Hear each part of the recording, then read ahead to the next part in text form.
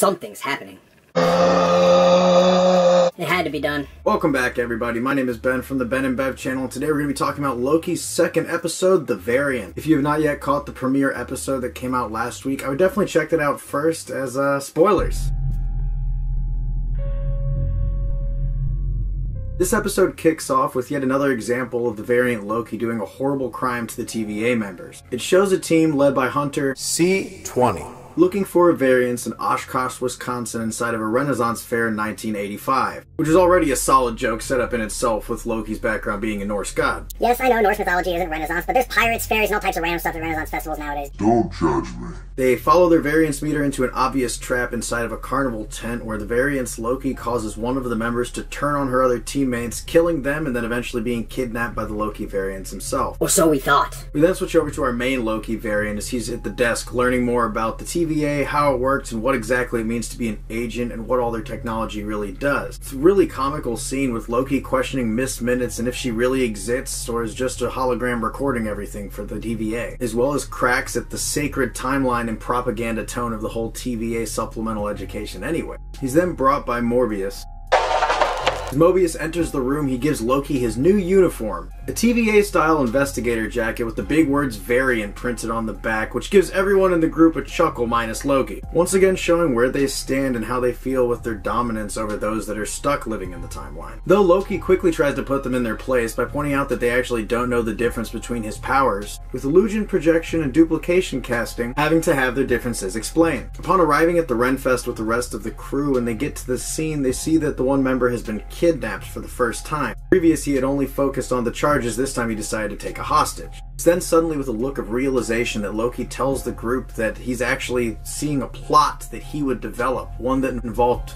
them going outside and being exterminated. He continues on this diatribe using quotes from Asgardian folklore as well as his childhood, claiming that he needed an audience with the Timekeepers in order to save them all from being killed. Where there are wolf's ears, wolf's teeth are near. If you don't take me to them now, I don't know if we can save you. Ends up just being all a facade. Loki once again grasping for massive power and showing he can't be trusted even when people are trying to help him out. This is actually an outstanding scene because this whole time we're going towards this central goal of figuring out what this Loki variant is, and you're dead set on Loki helping you figure out that goal as the audience as well as the members of the TVA. Or at least Mobius. Only to have him be an unreliable narrator and just trick you in the end. True god of mischief.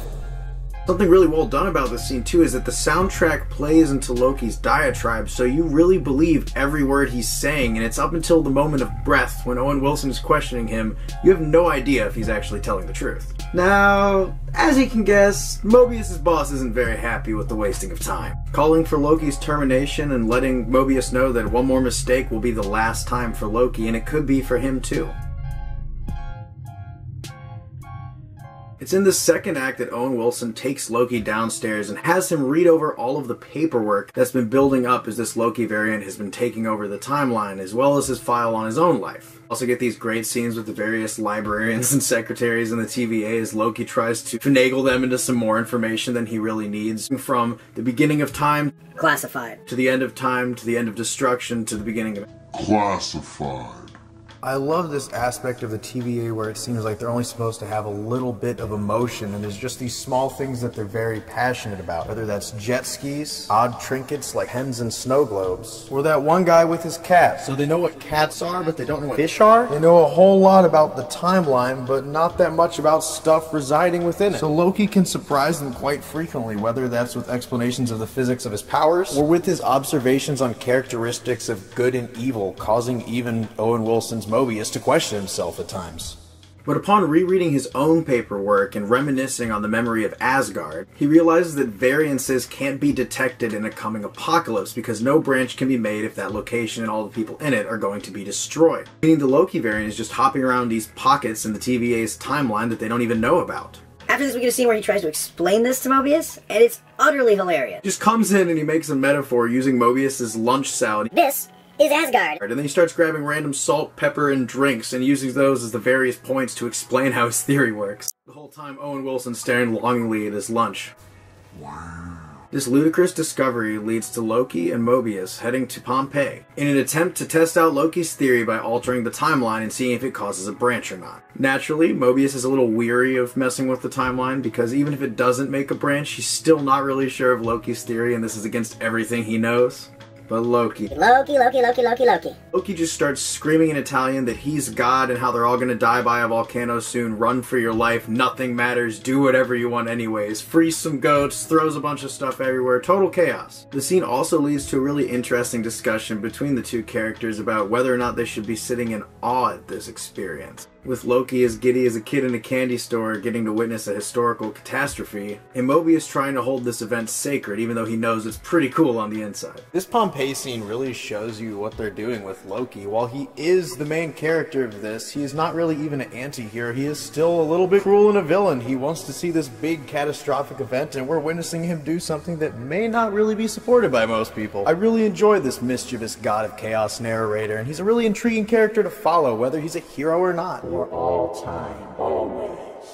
Upon doing further research, the two realize that the variant Loki is probably hiding in 2050 at a Roxcan facility right before a level 10 hurricane strikes. And boy does that go wrong! The Loki variant successfully drops a bunch of those reset things into a bunch of different parts of the timeline, causing a crazy multiverse explosion in the sacred timeline. They just gotta up the ante every episode with the mind-blowing. I mean, there's a total cataclysmic event that happens. And they did everything they could to prevent that. They had Loki go as someone besides Mobius, thinking he was easily manipulated, but it didn't really matter because variant Loki has just such intense power they're able to overpower the member within a few seconds, hopping from bodies to bodies as Loki tries to fight these various people possessed by the variant version of himself, which is revealed in the last few seconds before this crazy terrorist act to the timeline to be female. And the episode ends with an utterly crazy cliffhanger. The whole timeline in utter terror, with the TVA members and Mobius running towards Loki as he stares at the portal that the other Loki variant left open. He looks at Mobius, a look of questioning in his eyes, and then he jumps through the portal.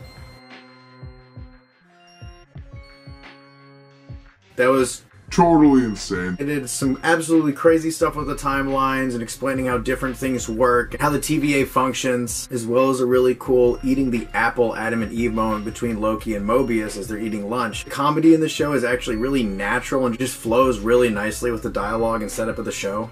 And just the sheer scope and possibility of what they can do with this thing, especially now that they just did what they did. That article earlier this week with the creator of the show talking about how really anyone showing up is a possibility, it's yeah, I can see that now. The show is about to be absolutely nuts, jumping into that multiverse heavy sci-fi mental space. I'm utterly stunned by this week's episode and I can't even imagine what's gonna happen next week. I was thinking about that before this episode. Really have no idea where it's going. And with each vast, huge, universe-changing statement is a million other multi-universe-changing question. This has been an outstanding start to the series, and next week couldn't come sooner. What did you think of Loki's second episode? Do you think the whole multiverse is screwed forever? Let us know in the comments below. We'll see you next week for more. Films you should try, episode 3. Next week. Thanks so much for watching. We'll see you guys next time. Ben and Bev, out.